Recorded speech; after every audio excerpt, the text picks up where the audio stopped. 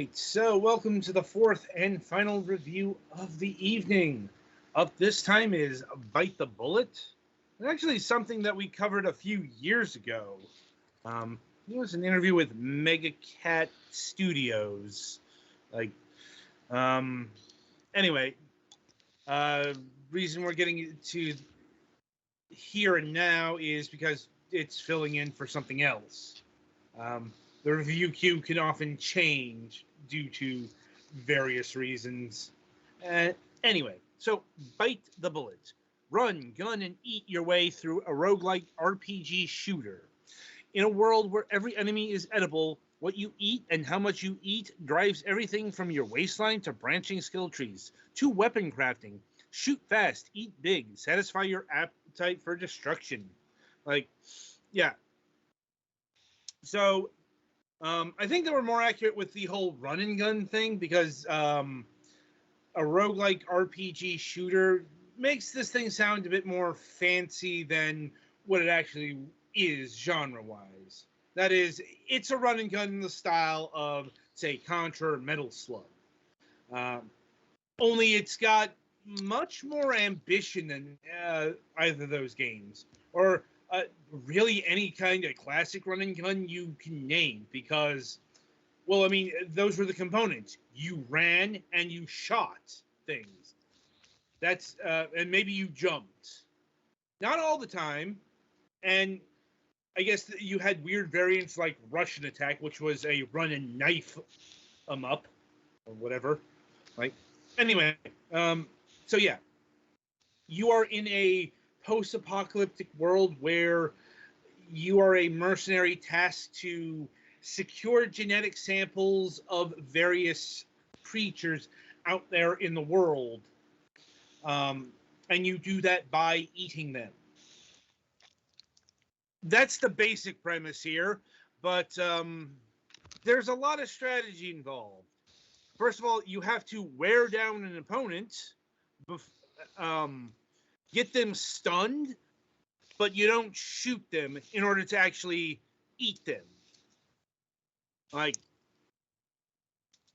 And that's just kind of the basics of this system, because as the blurb mentioned, there is an upgrade system where you can select one of four classes.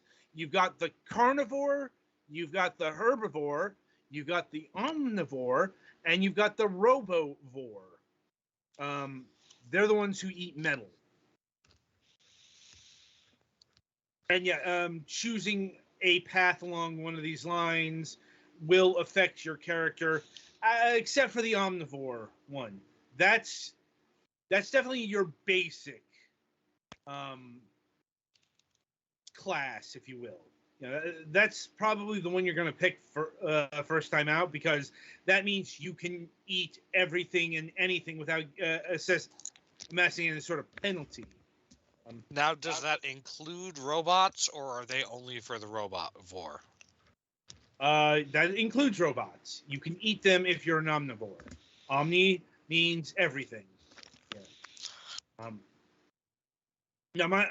And also, if you're like an herbivore, you can't eat robots.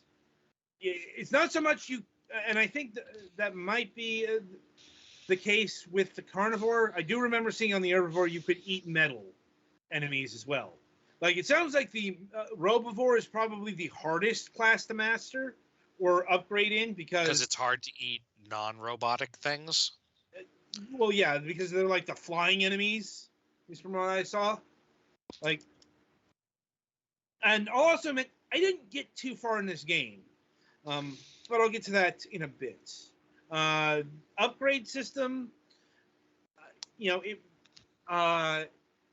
it works like, weirdly enough, the last Sunshine Rekindled, in that it's got this spindly web, though not quite as interconnected. As in, if you're on a specific path, you're on a specific path. No blurring of the lines. As far as the crafting system goes, I don't recall doing anything in that regard. You pick up a lot of weapons. And there's also a, let's see, what they call the Zombro form. It's your berserk mode. You know, it's like you power up the meter, you go magna here, you're invincible for a little bit, and you can, you know, do what that mode entails. Anyway, so I'm kind of dancing. I've been dancing around the issue, and that is this game feels fucking horrible. I think Gollix just kind of, or sorry, Petty just showcased my big problem with this game. Like the controls are imprecise, or Yes. Oh Jesus, yes. And I was kind of expecting that. which is rough for a game that's anything like Contra. Yeah, I was expecting that for like fat mode, because that's another layer here. You do have to manage your caloric intake, both in terms of eating enemies and eating items. There are items that will fatten you up or slim you down, as the case may be. But it's like even when you're in steroid 80s muscle person mode, the game feels pretty sluggish. But that's not what killed this game for me. It's the momentum. Like, for whatever reason, when you stop, you don't stop. You actually move a bit. Why is that a problem? Because there are pits here. I kept falling into very easy to dodge pits because my character hadn't stopped. And that could go fuck right off. That killed the game for me. Like I said, I respect what this game is doing in terms of its mechanics and modes. Like I said, it's much more ambitious. Like it happened to Pettyfan right there. You know, he fell into the pit because the controls are shit. You know, I don't like being this frank about games, but you know, when they have bad controls or bad momentum or something that, you know, you were probably going for something here, but your intent was clouded, your execution was off. Whatever you were going for here, you didn't achieve fun. And, you know, this is a run and gun. I know there are games where that's not necessarily the point, or there are other ways of achieving that, like, you know, like the masochist platform games we cover every so often, you know, and one is in the queue for next week, for example. I'm like, you know, that achieves by making you memorize every move here. But here, you know, here, run and gun, it's a very simple affair. It's supposed to be a very elegant affair. You know, once again, see Contra or Metal Slug. You know, they're often praised for their movements, their, you know, what we define as game feel. And that's just not here, unfortunately. Just once again, a shame, a crying shame, because I like what this game is doing. I like how this game looks. You know, it's it's retro inspired, but you know, it's definitely not a throwback. It very much comes across as a modern indie game. With you know, it doesn't look like a Genesis game. It looks like, you know, something that you would see on a modern console. A lot of neon, you know, a lot of high definition graphics. Yeah, and there, you know, and I haven't even gone through all of the systems. Like there are mini quests you can go on in a given level. Like, you know, you gotta throw a grenade to kill 2 enemies, and you'll get a objective complete towards a bandana, which I think can modify your character further. I guess Petty's just given up.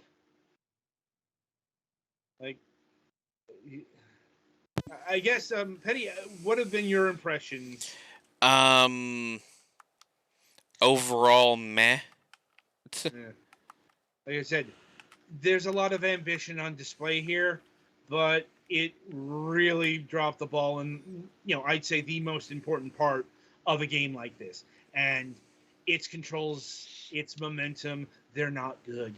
No. They're, you know, uh, like that's the shit where if you fuck up, there's no amount of extra layering you can cover, because that is the true core of you know not, of a run and gun platform game. The running and the gunning. Does it gotta feel good? The gunning was okay, nothing spectacular, but it's just really that movement that, like, okay, I would have gotten that had it just been part of the chubby mode. Like, I mean, Metal Slug 3 did that as a punishment. That's arguably disgusting in its own right, but that's It's Metal Slug. It's supposed to be a little bit disgusting. Well, I mean, as in kind of offensive to fat people here. Oh. But it's like beside the point here. Like, I don't know why the steroid freak version of you feels so sluggish. Like, I mean, if you were making a statement about how stiff and uncoordinated overuse of steroids were being, that'd be one thing, but I don't think they were going for that. No. Gotta stop skipping leg day. Yes. Anyway, it is a shame. The game usually clocks in at $14.99, which is way, way too much for a game. The game that just of such a low caliber at the end of the day.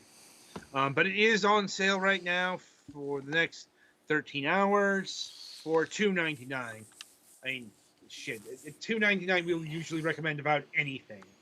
Like, and yeah, we can recommend here as well. Any other questions, comments, or concerns to address towards Bite the Bullet? Not that I can think of. I guess I will say that title is a lie, because bullets are about the only thing you don't eat. Yeah.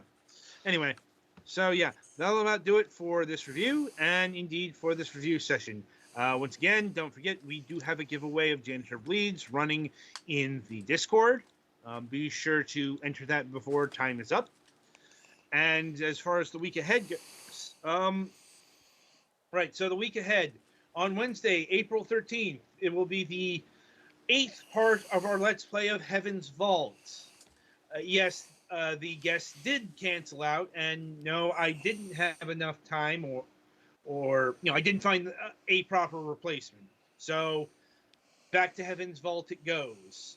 Though I suppose on another note, on the Moonhawk Studios Presents program this week, we will be having Charles Wolf of Charles Wolf Music on that broadcast.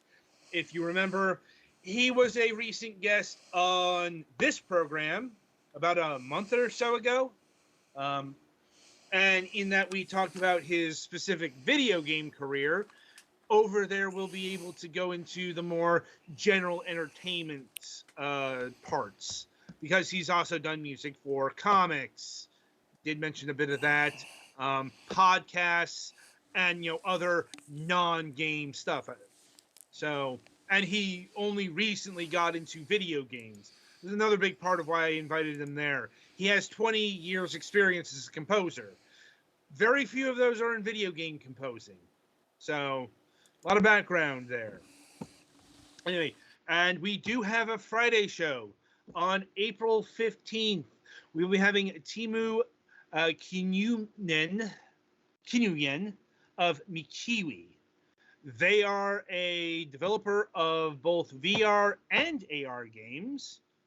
So we'll be talking about those. They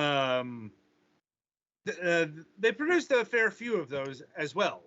So, I'm looking forward to that, if only because we do talk about VR quite a bit on this program, but AR is surprisingly underrepresented.